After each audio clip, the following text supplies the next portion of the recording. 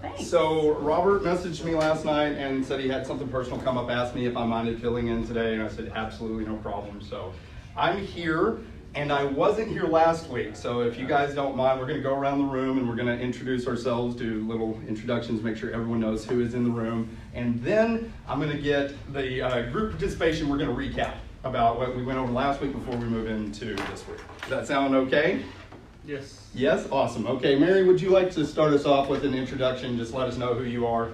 Sure. I'm Mary Smith with Cruise Planners. I help people plan cruises and Walt Disney World vacations, take the stress away from the planning part so they can concentrate on having fun. Awesome. Fantastic. And then we'll just move right up to Jeff here. Jeff Small, and I help people understand how their dollar today affects their financial future tomorrow through asset management and hourly financial planning. Awesome. Thank you, Jeff. Brian MacArthur, physical therapist, help us find a body and broken arrow. And my goal is to help people reverse the ravages of modern technology by improving your posture, flexibility, and something else. Oh no, I missed it. All right, thank you very much. Hannah? Something else into whatever else. Yeah, you gotta have three, and it didn't come, so. Hannah Scott, Country Financial. I help make sure no one else can go out to your income and assets. Touch your income. There you go. Touch your assets. That's Well, what you said people last were time. like- It was great. I remembered it. Grab your ass. Leave those assets alone. I do insurance, okay? Grabbing assets. Okay. I'm Jeremy Davis with Ranger Roofing. I sell roofs. That's it. No, I'm actually like the Sherlock Holmes of the roofing industry. I love it. Look for truth, justice, and the almighty dollar for the customer. I think that's great, man. Pursuit of happiness. Live long and prosper. I love it. I'm mixing lots of metaphors. It's all the same thing. I love it. Yeah. Absolutely. Either one of you ladies. I am Jessica Pesch, and I am here with James because he's my husband, and I'm going to listen to him. Because he's my ride, he made me go. Pretty much. All Right, right. But So he's then- my seat buddy. I'm Camille. I teach people how money works and how not to lose any of it. Ian Gonghon with Lamar Outdoor Advertising. If you see a billboard, even a specific billboard, it's probably ours, and I can probably help you get on there. I started looking this week. And I saw a lot of Whistler. Did you? I did. Where were you Surprisingly. at? On I-44. Yeah. Yeah. He's got some. I was surprised, but I saw a lot of Lamar too. Yeah. Awesome. Go to the south side, you'll see a whole lot more. There you Got a go. lot. Yeah. Oh, I'm Kath. You can. I am Kath. I'm with Chenoweth and Cohen Realtors. I help you transition from whatever your living situation is into whatever you want your living situation to be. House, home, moving up, moving down, whatever it is. I make it easier and a little bit more fun. Wonderful. Thank you, Kat. Michael Fellock, I'm a mortgage banker. I specialize in helping retirement age homeowners either pay off a current mortgage, get a line of credit, or get monthly income, all without making extra monthly payments. Very cool. Thank you. Yes, sir. Michael Harmon with Aflac. We protect your assets. Awesome. Michael? Yes, I'm ma'am. Erica Jones with Aflac, and we sell supplemental insurance, but we can help employers protect their employees. Well, thank you very much. We're happy to have you here today. Thanks for coming. All right. Well, thank you everyone for being here. I appreciate your time. Your investment of time, energy, and money is valuable to us at Bold Networking, and I know that you are here to learn. So let's get right back into where we ended last week. So does anyone know where that was? Where did we end up last week? We ended chapter 8. Chapter 8. And chapter 8, we were covering Questions. questions. Questions are the answer, right? Questions are the answer. And what were the takeaways that you guys really walked away from with last week on questioning? Why is questioning so critically important? My takeaway was a question that Robert had mentioned about, like, whenever you're talking about price. Okay. Like in my industry, how a low price can affect you down the road. So a cheap roof can mean it can fall apart. Basically, you're not getting the value. Kind of goes back to value selling as opposed to price selling. Right. So how many of you guys use this word ever whenever you're talking about your product? try to remove that word out of your product ever. Like, we sell things that are affordable. It's like, make that switch. You just call what you sell affordable. Always, that's just doesn't even matter. But in people's mind, anytime you say, well, yeah, I've got some cheaper options, that automatically is related to value, because we automatically think, well, down the road, that's probably going to affect me because I don't want something cheap. I would like something affordable. That's a good value, but I don't want something cheap, right?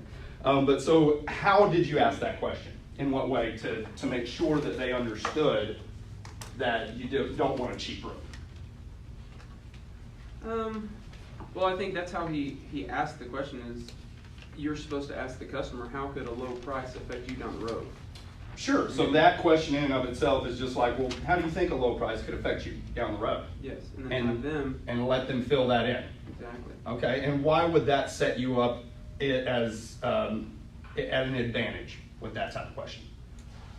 Because if they say, well, I might get cheaper products, and then you can say, well, there are cheaper products out there, but we sell a more affordable, but it's a lifetime shingle, for example. Very good.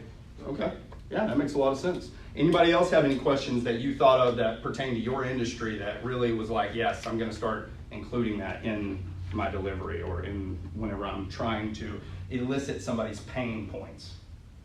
I've done it a little bit differently, but when I have someone who says they want to join our team, I've started asking them, well, what is it you want to get out of that? Okay. Or like why, try to figure out why it is they want to join instead of just, I see this thing, I'm interested for 5 minutes, but I don't want to do any work. Great. And what is the result typically whenever you ask that question? Well, so far, and it's only been a week, but it's been that they are starting to realize what it is that's drawing them to it, why it's important, why they think this is such a great. When you ask that, are you getting back more questions or are you getting back, I want this? No, I'm getting back a really long story. A really long story, right? So, and in that story, most of the time you're finding out everything you need to know. Right. Right?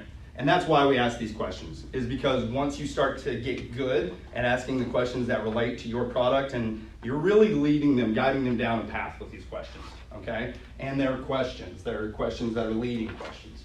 So what then are we trying to get whenever we ask the first question? What do we always want to know first? Like somebody comes and says, I'm interested in your product. Great. You ask a question, what's that first question right there? I'm interested in your product. Oh, great. What has you interested? What has you interested, right? Now, how many of us in sales, whenever somebody calls you like a hot lead and says, I'm interested in your product, how many of us in the past have been like, awesome, which one? Like, I'll give you prices, I'll send it over. Let's do it. Can't wait to take your card, right? That's like our first initial is that excited thing, but we want to ask a lot of questions, okay? So let's go ahead and go to the end of chapter 8. We're going to start at the end, okay? And right there at the bottom, where we talk about global questions, global clarifying questions. What is a global clarifying question, Hannah? Okay. Hold on. It is not easy.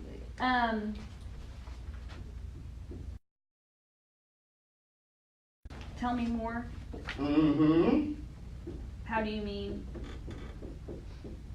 Tell me more is a good one. that. Why? Why is tell me more a good one?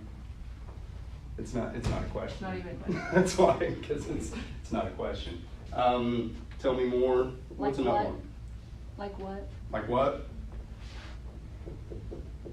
And that's Robert's favorite. Yeah. And? That one takes a lot of, Hey, Paul. Morning. I don't know. And is a hard one to ask. If you're not giving a lot of buffering statements with your tonality of your body language, does everyone know what I mean when I say that? Your body language has to be big time buffering if you're going to use and. Like it's got to be like. It's much more than and. Yeah. Okay. Yeah. So you'd never want to say that with your body language. So the question is, okay, and. Yeah. What's that mean? You really have to soften, okay? So we're talking a lot about body language in these questions, right? So it's not just the question. This is really good, and this is what I wanted to make sure that we got to. So whenever we get to something like this, these aren't formulas. We're using body language buffering statements the whole time. Our tonality is saying that I really care. I really am asking this question because I actually care, okay? So with your body language, when you start to find a universal question that makes sense in your brain and it feels really natural, you then have to get really natural about what message am I sending with my body language, okay? So whenever we're focusing on what message we're sending with our body language, we have to make sure that we set that up in advance, okay? And this is one thing that I like to make sure that we talk about, because body language in asking these questions is where you will make or break the way that others feel about you, okay? People love questions, but they want them to be sincere.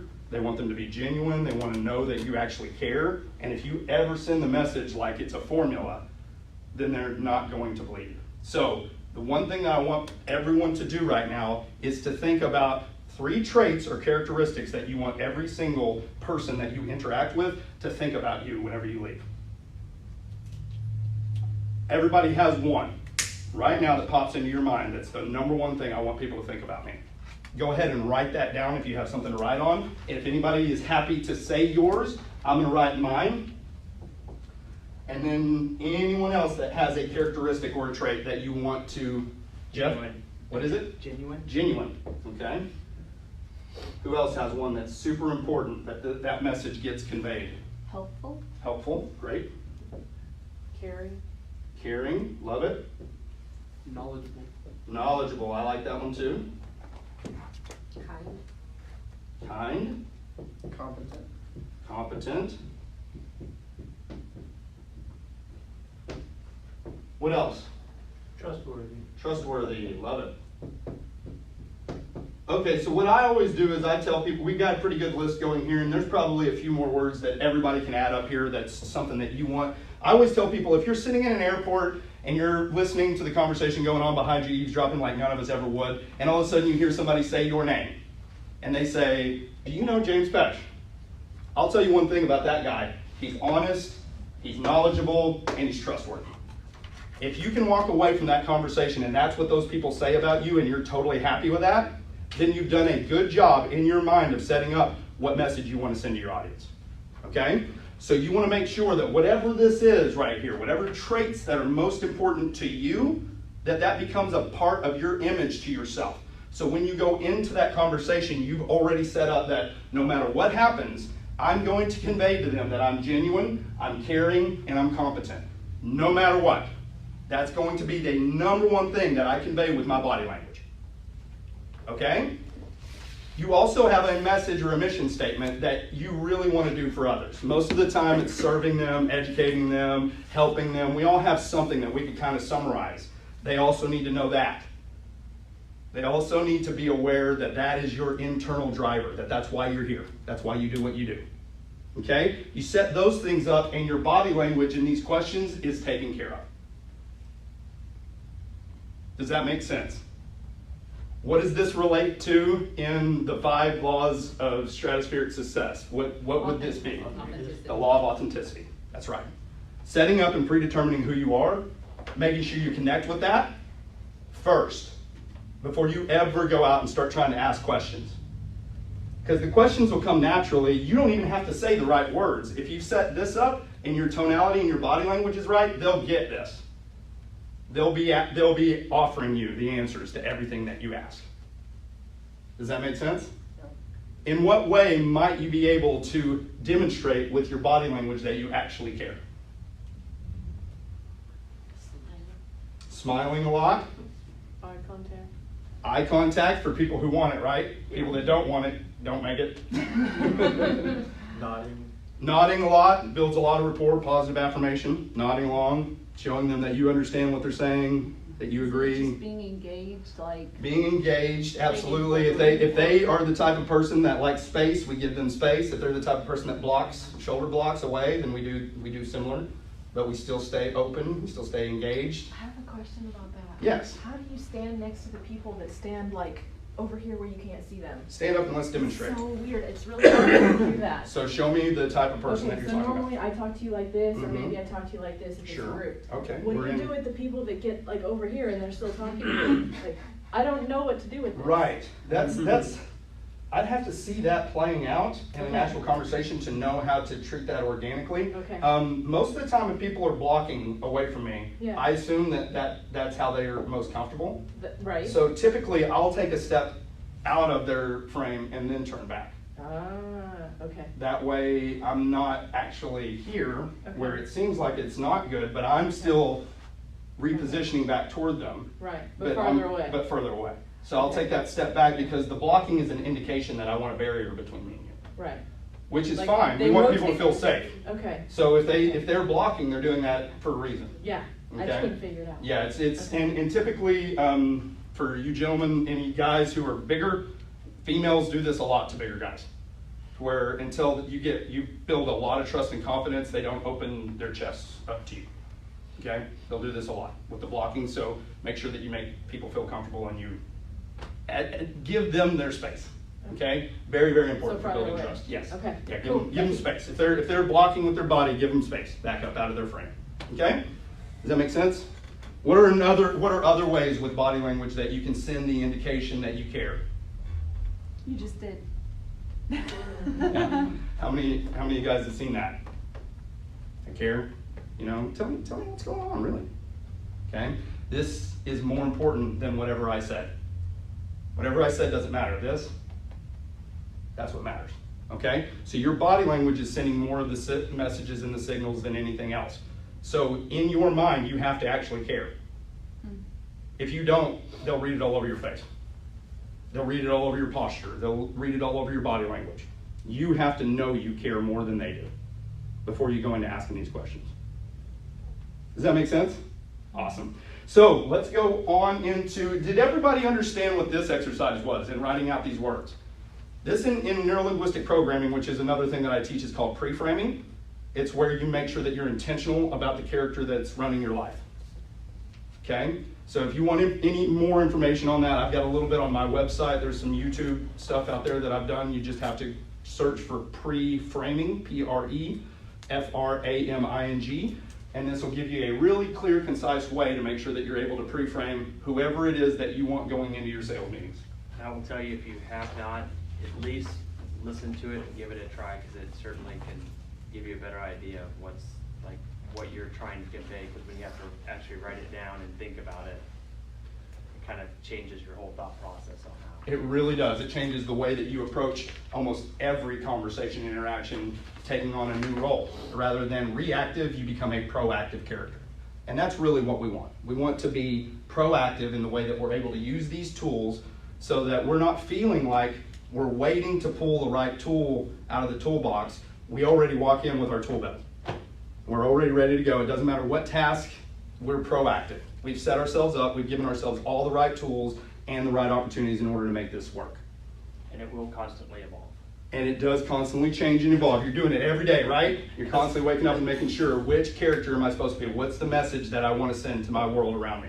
And the more intentional you get about doing this, and you get a good, clear message about who you are and what you're trying to convey to others, the easier it is for you to go into every situation and feel confident that I'm going to say the right thing, I'm going to do the right thing, I'm going to have the right body language at the right time, and I'm going to close that. So thanks, Jeff. I appreciate that. Okay, so does anyone have any questions on pre-framing and universal questions before we move on? Any other universal questions that you found are super powerful for you? Anything not work that you've tried in the past and you're like, that was a fail? I like the, one of the first things that I wrote down was whenever someone asks how much, and you say something along the lines of like more than you can afford or more than you'd like to spend. Yeah, for sure. Along those lines. Yeah, something along those lines to where you immediately answer the question or with a response that's not really an answer, right? Mm-hmm. Because we're not really wanting to talk about money until we find out why they even called us. Right? Because anybody can give them a price. Any of you who they can get a quote from anybody. Mm-hmm. But we care, and that's why we're going to ask questions. Mm-hmm. So, how much does this cost? It's a lot. It's quite a bit more than most people are wanting to pay. Let me ask you a question: why do you even care about getting a price on something like this? Why is this an issue? Mm-hmm. If it's not, then why waste my time, why waste your time? If this is no big deal and you're not really going to do anything, then let's just go to coffee and be friends. Mm-hmm. Well, let's all just talk about money, right?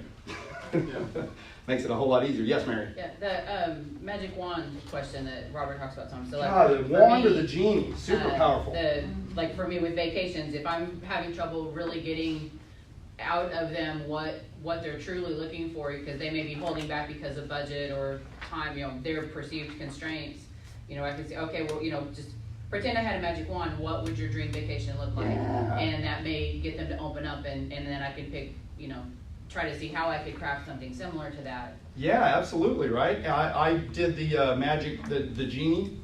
The genie works the same way. I've started using that a lot. Let me ask you a question. Say I'm a genie in a bottle, or you have a genie in a bottle, and whatever solution you come up with, what's the top 3 things we got to make sure that we get? If you had your wishes granted, top 3 things. That's kind of like affirmation, Mm-hmm. steroids. Kind of. Oh yeah, what was it that we did? What was it we accomplished to make sure that you got your top 3, right? That's pretty good. Yeah, it is from a position of affirmations. And what has been the result for you most often when you ask questions that way? Well, you get them to open up a little more about what they really want if budget wasn't an issue or time wasn't an issue. And Sure. so it gives you a better starting place to try to... They're almost able to be even more honest with themselves with that question, Right. because this is hypothetical. We're not talking about me actually, granting your wishes or actually being able to do it. We're just getting to have fun now and getting to talk about if we had it perfect, right? And then the kid comes out. The little kid comes out, we get to play now. This is exciting. We're getting to imagine, we're getting to invent, create the perfect solution. So asking that question in that way allows their imagination to open up without any restriction. So that's why powerful with the magic wand, the genie in a bottle. If you had it perfect, how would it look? Now, what's really cool about that, this last week I had somebody who wanted to hire me. I do transformation packages for people that want to get over smoking, get out of, they're having rage whenever their kids are acting up, they're overreacting and they want to end that type of behavior, different things like that. So they hire me. Well, one gentleman reached out to me and I did the magic genie and I said, let's say we get it perfect. What do you want? First thing that he wanted to totally forget about this girl. He wanted to move on, he wanted to go on with his life, he wanted to forget about her like he didn't ever care about her the way he did. I said, actually that's stuff that I do. I can actually help with that. What else? And he said, well, I want her to hurt the same way she hurt me. I don't do that. And I want to know why she left. I can't help you with 2 and 3, bro. I can't. I can help you with number 1. Still want to hire me? No. Good. Bye. Sorry, I'm not that type of dude. I'm not a mental terrorist. I'm not trying to ruin somebody's life because she broke up with you, bro. Move on. Okay, we'll help you out. I'm starting to see why she might have. Yeah, I'm trying to figure out what this guy's problem is, So it also helped me to disqualify somebody that potentially could have caused a lot of problems. And so asking the question, yeah, go ahead. Oh, I had an experience really similar last week. I know we're not supposed to practice on our prospects. Can't help it. I couldn't help it. She Yeah. asked me the question, and it was like at that perfect time where we'd already been warmed up. I had some rapport. I was starting to get the feel there wasn't a good fit. Sure. But then she went right in and just like, it's like I knew it was coming. So what's the price? Yeah. Give me the price. Yeah, give me the price on this. And this is not for billboards, this is for something else. Sure. I said, well, it's interesting you ask that. Why did you ask that question specifically? Did you see the price on something similar, or what are you thinking? And I thought she was going to give me some smart eye, like, well, I want the price. Because I want the price. Right, like I thought she was going to be really rude about it. Yeah. But I guess I just kind of threw it out there when it was uncomfortable for me, but I went ahead and asked it. Sure. And she was like, yeah, I saw something really similar, and it was like $3,000, and I just thought, man, that's insane mine's way more than that. Sure. Mine's like double, she's going to spend double that on ours if she Right. buys it. And I was like, yeah, I think if $3,000 seems like a lot, then you don't have the revenue to justify the expense. I mean, if, you know, she had like $200 or $300 a Sure. month in revenue in this product. Yeah. My ideal has 200,000 or 300,000 a month. I was like, so you're just, you know, I just The think scalability is not there. when keep on doing what you're doing, Mhm. and then maybe in 5 years, let's have this conversation again when you're up to hundreds of thousands, because then 3, 6, 10,000, that's not going to seem like a lot. That's Yeah, going to seem like that's going to be typical. yeah, it's going to be typical to solve this problem for Sure. you. And we were able to wrap the conversation up right then. And I was Awesome. like, hey, that actually works. Yeah, and you could probably reach out for a referral later. Oh yeah, totally. If she probably knows other laundromat owners that make that kind of money. Sure. So yeah, and it worked, and Awesome. I was happy about it. Thanks for sharing that. That's great. So see, guys, it's really that simple as just starting to ask some questions. And sometimes it's going to mean that you get out of a potential having to quote somebody that was not ready for your services anyway. So you end up saving yourself a ton of work. And So- I never answered the question. She never got the price out. Never got the That price. was so funny. I was Yeah, like, see, this is too didn't much. have to do the work of getting the quote, right? And that's really what we want, is giving quotes to the people that really want or need our product, and or making sure that we assess that early on so we're not wasting our time, right? Awesome, very good story too. Does anybody else have one that's related to some of these universal questions or some of the clarifying statements? Whenever we get to the 2-question close, which we're coming up on, the 2-question close, we are going to talk a little bit more about these types of questions that get sort of the real nitty gritty. So does anybody want to start us off with the 2-question close? How do we know we're there? On a scale of 1 to 10. Right. So at what point in the conversation do you think it's time to have that question? I mean, it should be after you have that clarifying idea, and you talk about that PIN pipeline. Oh yeah. You're through the clarifying, and you've asked questions, and you want to just get to the point, and then you ask questions. Right. So what will I have to have identified in order? What their pain is and what their hope of pressure is. Sure. So I've got to have this. That's got to be covered, and I got to know what they want to accomplish, right? So how do I know if I've asked those questions correctly and I've gotten there? How do I know that it's time? In the conversation, how do I identify I have clearly gotten this person's pain, I've clearly identified what they want, now it's time for the 2-question close. How do I know that? Well, you set it up with your mutually agreed agenda. Right? outcome. Mutually agreed agenda, which was, what did we set up first? How long we're gonna spend and what we're gonna talk about. How long we're going to spend, what we're going to talk about, and whenever we get to the end of this, we're going to get either a No or Yeah. yes. no or a yes, Yeah. right? So we've gone through that, we've already set up that mutually agreed upon agenda, we've already exhausted pretty much our full time that we said that we would be here. We've clearly identified, asking all the right questions, their pain points, and I like to have several, like, Robert does well, what's the problem with that? Why is that a problem?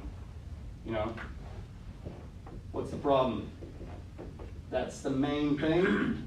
But then in 6-step reframing in NLP, one of the things that we always want to say once we've asked a client what the problem is what's the problem with the problem?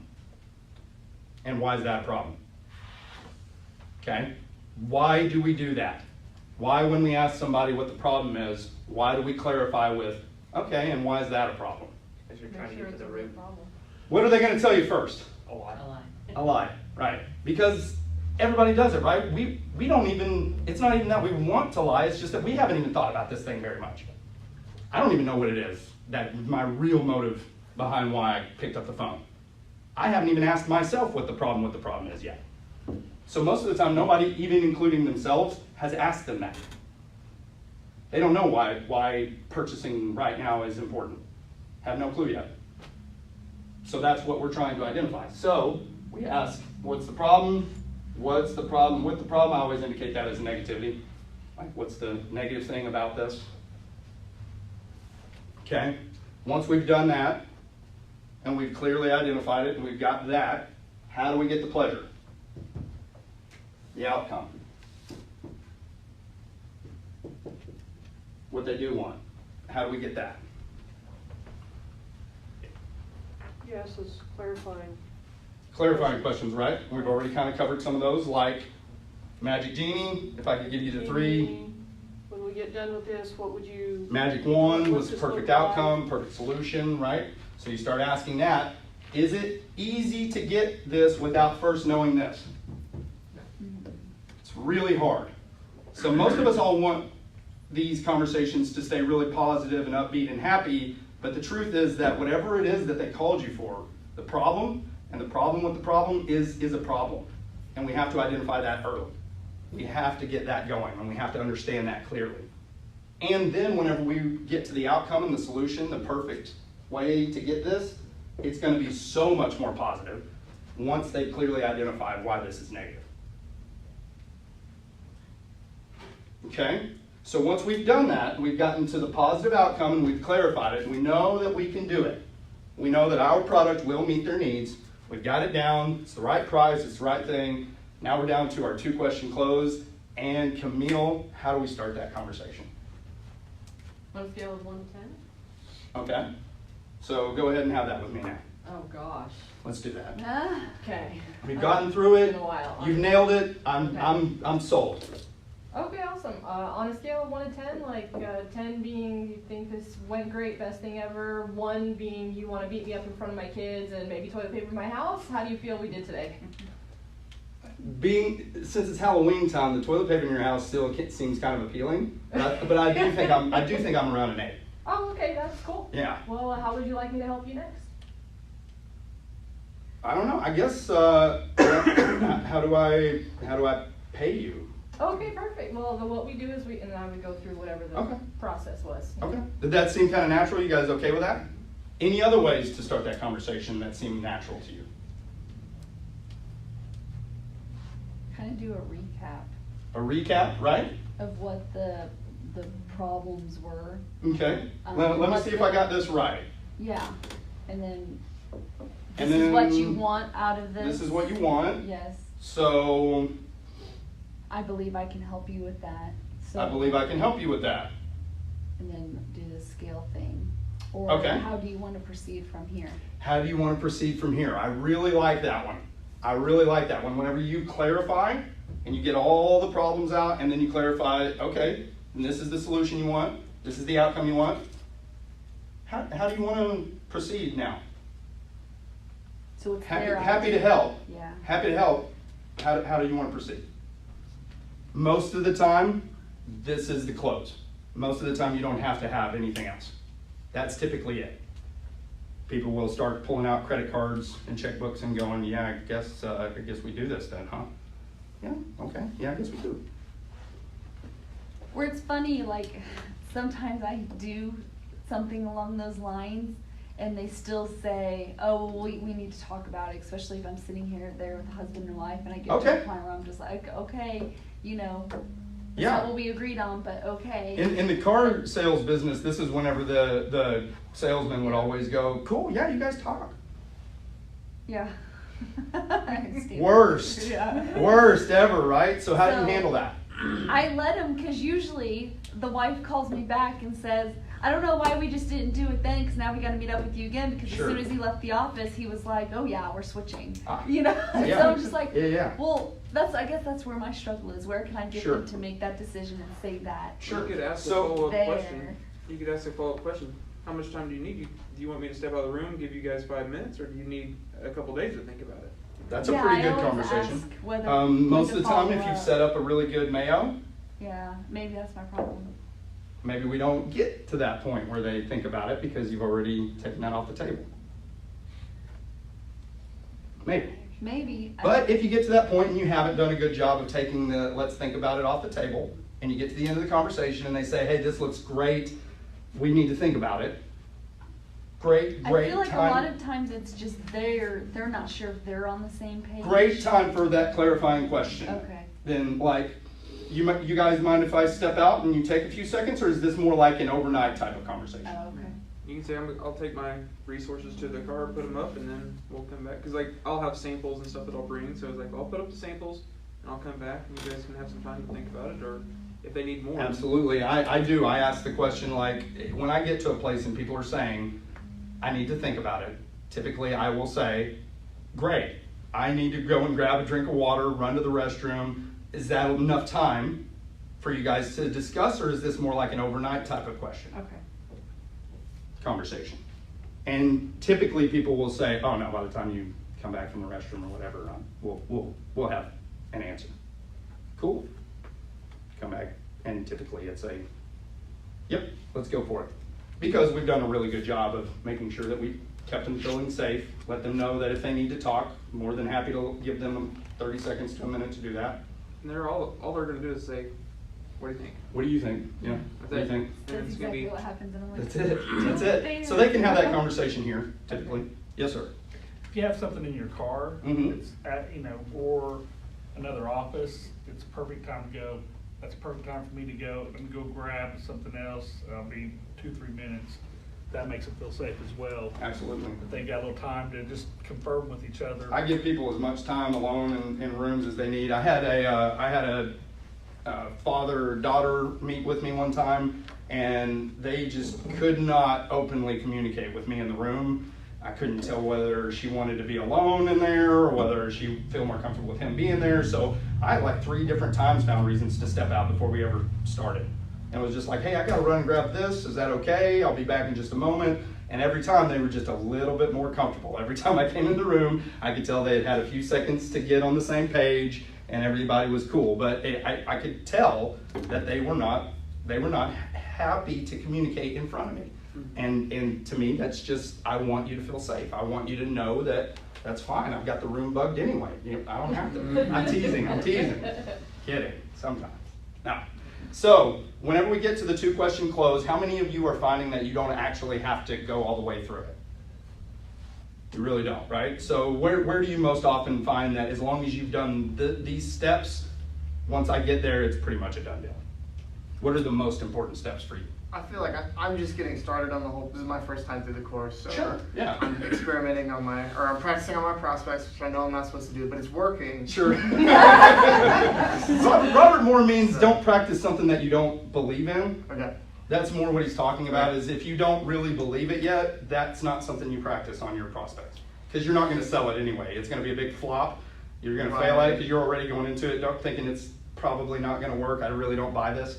But if you go into it with the positive, like, I've seen this work, it's going to work, that's a perfect time to practice on your prospects. Well, I did kind of closer to the bold sales process as well as I could do it. Sure. With my limited experience. Sure. With a billboard customer. Yeah. Last week. They called me on Monday. We set up a lunch they called me on Tuesday. We set up a lunch for Wednesday.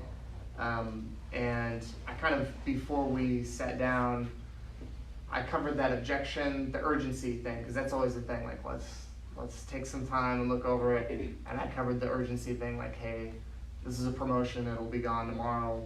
If you want it, we'll do it. You don't have to have it, but it's just something that I've got. Sure. And then we kind of did the whole process. And what I found was, I didn't recognize it at first because I've never really had a customer do this. He started to try and close me, like halfway through it. He was like, okay, well, I'm ready to do this, so. Yeah. And I was kind of like, okay, well, I'm not quite done like talking about, I want to make sure you understand everything that you get and what it costs. And then he said it again. He was like, yeah, well, I don't see, I think we're ready to go, And I think it was like the 4th time he was like, okay, well, I'm not going to back out, Ian. This is like, even if we change the location or something, he's like, I'm not going to back out. I'm ready to do this. I want this deal. And it was funny because I had forgotten my pen. I was going to bring my pen in, but I forgot it in my car. And I had the contract and everything. I was like, well, I guess all I need is your pen and I'll sign. And it was like that whole total role reverse. I was like, well, I guess hand me that pen and I'll sign the contract. Sure. And then I was like, okay, I've signed it. Here you go. And then he signed it like, of course he's going to, you know what I mean? Yeah, of course.